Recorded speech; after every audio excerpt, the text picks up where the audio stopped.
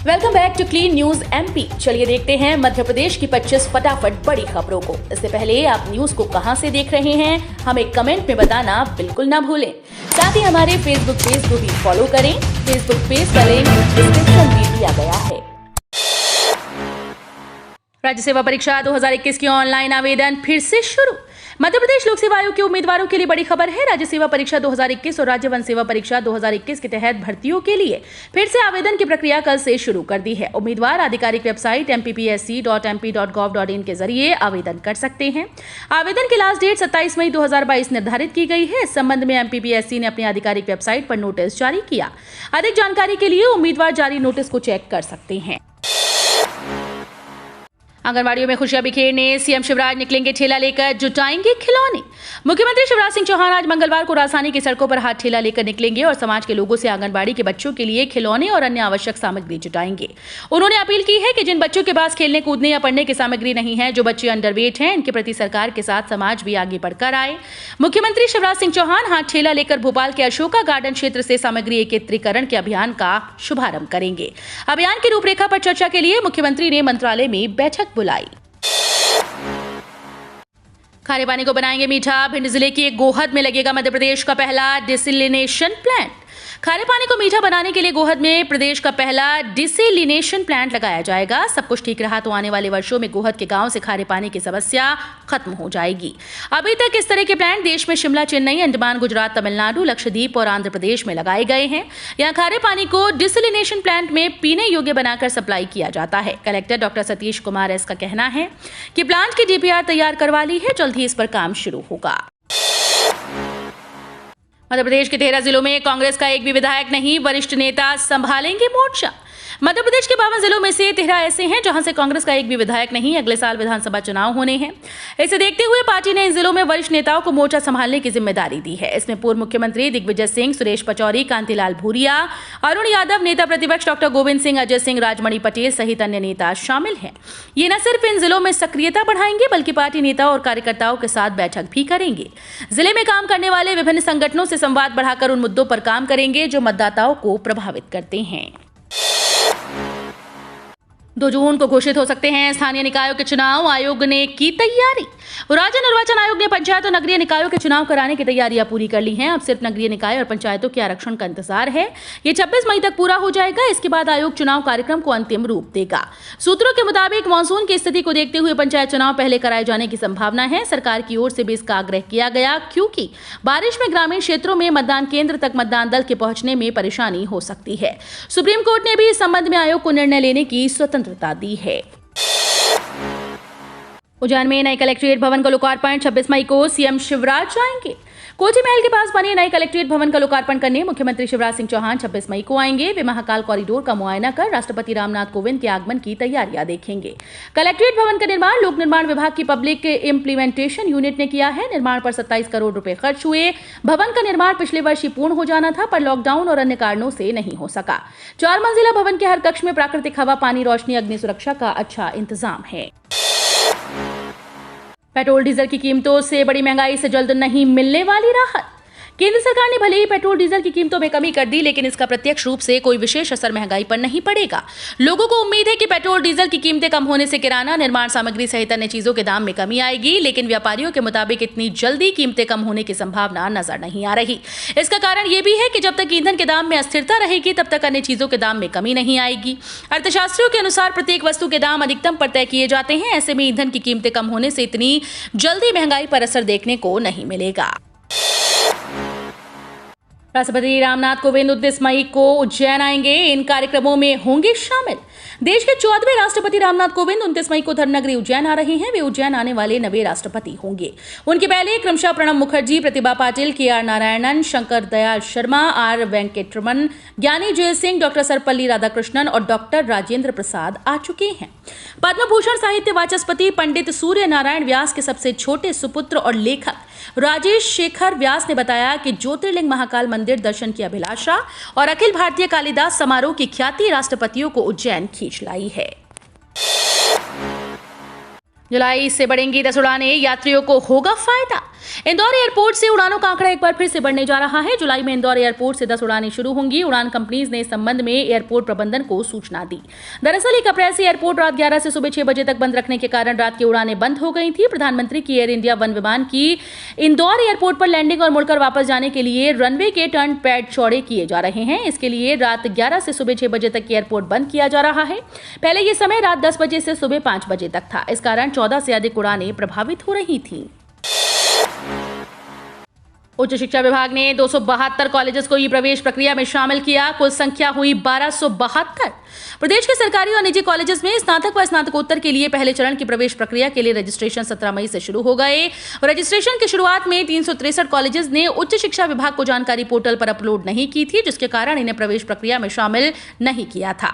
जिसके बाद विभाग ने इस बार 996 कॉलेजेस को प्रवेश प्रक्रिया में शामिल किया, लेकिन अब 272 कॉलेजेस ने पोर्टल पर प्रोफाइल अपडेशन को अपलोड कर दिया है, जहां विभाग ने इन कॉलेजेस को भी पहले चरण की प्रवेश प्रक्रिया में शामिल कर लिया है। 15 लाख टन विदेश से कोयला लाने की तैयारी में है बिजली कंपनी। रबी सीजन के वक्त बिजली की कमी ना हो, इसके कोयले की उपलब्धता तय की जा रही है। बिजली कंपनीज ने अभी से विदेश को कोयला आयात करने की तैयारी कर दी।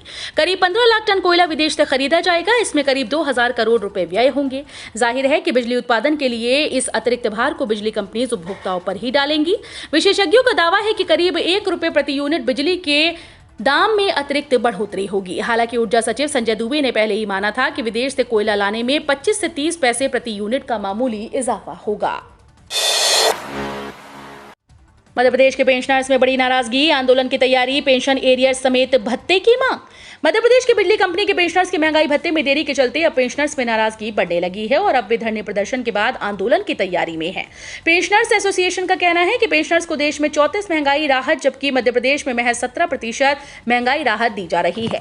इस संबंध में रविवार को जबलपुर के PSM कॉलेज में प्रदेश स्तरीय पेंशनर्स की बैठक बुलाई गई, जिसमें इंदौर, भोपाल, ग्वालियर समेत कई जिलों के पदाधिकारी समेत प्रांताध्यक्ष श्याम जोशी, गणेश जोशी, HP उर्मलिया, ML चौक से शामिल हुए।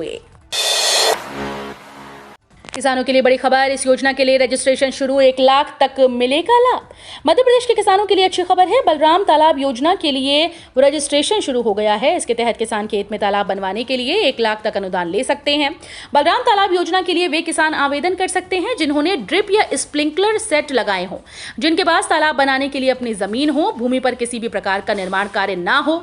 बलराम तालाब योजना के तहत मध्य प्रदेश सरकार खेत में तालाब बनाने के लिए सामान्य वर्ग के किसानों को लागत का 40% अधिकतम 80,000 रुपए, छोटे सीमांत किसानों को लागत का 50% अधिकतम 80,000 रुपए, अनुसूचित जाति अनुसूचित जनजाति के किसानों को लागत का 75% अधिकतम 1 लाख रुपए का अनुदान देती है। 25 मई के बाद कभी भी लागू हो सकती है आचार संहिता। नए विकास कार्य और हथियार लाइसेंस पर रोक लगेगी। प्रदेश में आगामी पंचायत और निकाय चुनाव के लिए आरक्षण प्रक्रिया 25 मई को पूरी होते ही कभी भी आचार संहिता लागू की जा सकती है। इसको लेकर सरकार की तरफ से तैयारियां पूरी कर ली गई हैं। बता दें कि आचार संहिता प्रभावी होने के बाद नए विकास कार्यों के अलावा हथियार लाइसेंसों के आवेदन प्रक्रिया पर रोक लग जाएगी। हालांकि शहर में चल रहे बड़े छोटे प्रोजेक्ट्स पर आचार संहिता का कुछ विशेष प्रभाव नहीं पड़ने वाला। यही कारण है कि जो पिछले कुछ समय से प्रदेश में लगातार भूमि पूजन व लोकार्पणों का सिलसिला जारी है, उम्मीद की जा रही है कि अब 2 से 3 दिन में इस पर भी विराम लग सकता है। बैंक ग्राहकों की बल्ले बल्ले, FD पर मिलेगा 7.90% फीसदी ब्याज दर। वर्तमान में 21वीं सदी के तीसरे दशक का दूसरा साल चल रहा है। इकोनॉमिक्स यानी अर्थशास्त्र के नजरिए से देखें तो ये आर्थिक युग है। इस युग में पैसे का बोलबाला है। पैसे के महत्व को देखते हुए अब लोग बचत को भी इन्वेस्ट कर रहे हैं और ज्यादा से ज्यादा मुनाफा कमाना चाह रहे हैं। यही कारण है कि HDFC, ICICI के बाद फेडरल बैंक्स ने भी फिक्स डिपॉजिट की ब्याज दरों में बदलाव किया। श्रीराम सिटी यूनियन फाइनेंस ने हाल ही में अपनी ब्याज दरों में 15 से 25% तक की बढ़ोतरी की। नए दरों में बदलाव 3 साल से लेकर 5 साल तक की FD में किया गया है। वहीं 1 से 2 साल तक की FD के लिए पुराना ब्याज दर ही चलता रहेगा। अब इन दस्तावेजों को WhatsApp के जरिए कर सकते हैं डाउनलोड। अब जरूरी दस्तावेज अपने साथ रखने की जरूरत नहीं है। सरकार ने लोगों के हित के लिए एक बड़ा फैसला किया। ये फैसला इलेक्ट्रॉनिक्स और IT मंत्रालय ने WhatsApp यूजर्स के लिए किया। अब WhatsApp यूजर्स मैसेज के लिए अपना ड्राइविंग लाइसेंस, पैन कार्ड और RC जैसे जरूरी डॉक्यूमेंट्स डाउनलोड कर सकते हैं। आपको बता दें कि सरकार ने भारतीय नागरिकों के लिए डिजी लॉकर की सुविधा अब WhatsApp पर उपलब्ध करा दी है। आम नागरिक अब डिजी लॉकर सेवा का उपयोग MyGov के WhatsApp नंबर को अपने मोबाइल पर सेव कर उठा सकते हैं। कर्मचारियों के लिए गुड न्यूज, जुलाई में फिर डीए बढ़ना तय, 2 लाख तक बढ़ेगी सैलरी।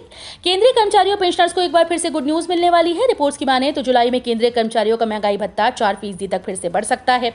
अगर ऐसा हुआ तो कर्मचारियों को सालाना स्तर पर 2,60,000 रुपए डीए मिलेगा। फिलहाल कर्मचारियों को 34% डीए मिल रहा है।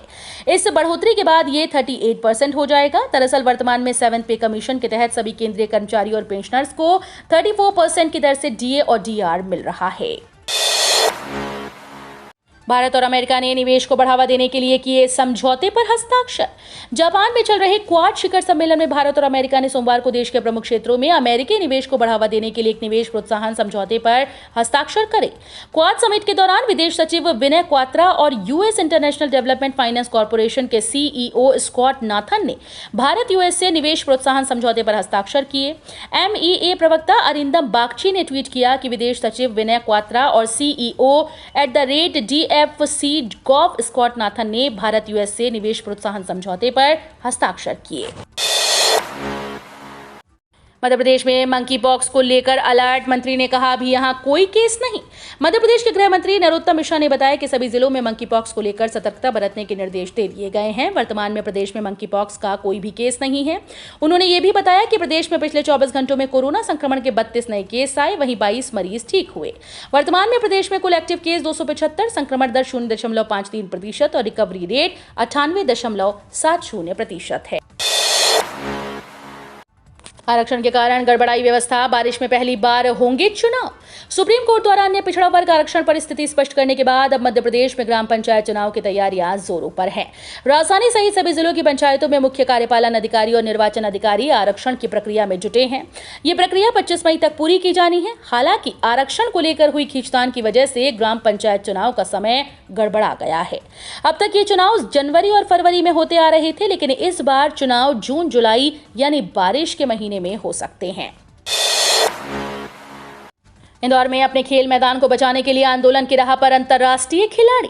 देश का गौरव बढ़ाने के लिए अभ्यास में पसीना बहाने वाले खिलाड़ी अब अपना मैदान बचाने के लिए उतर चुके हैं। देश को 17 अंतर्राष्ट्रीय सहित ढेरों राष्ट्रीय खिलाड़ी देने वाले हैप्पी वंडरर्स मैदान पर नगर निगम ने प्रशिक्षण केंद्र बनाने का आदेश दे दिया है। इसके विरोध में संस्था के पदाधिकारी, पूर्व और वर्तमान खिलाड़ी अब आंदोलन की राह पर हैं। अन्य खेलों से भी इन्हें समर्थन मिलने लगा है। सबनीस बाग स्थित हैप्पी वंडरर्स क्लब के पदाधिकारियों ने बैठक कर विरोध की रूपरेखा तैयार की है। निर्यात प्रतिबंध के बाद स्टॉक सीमा लगने के डर से गेहूं के दाम गिरे।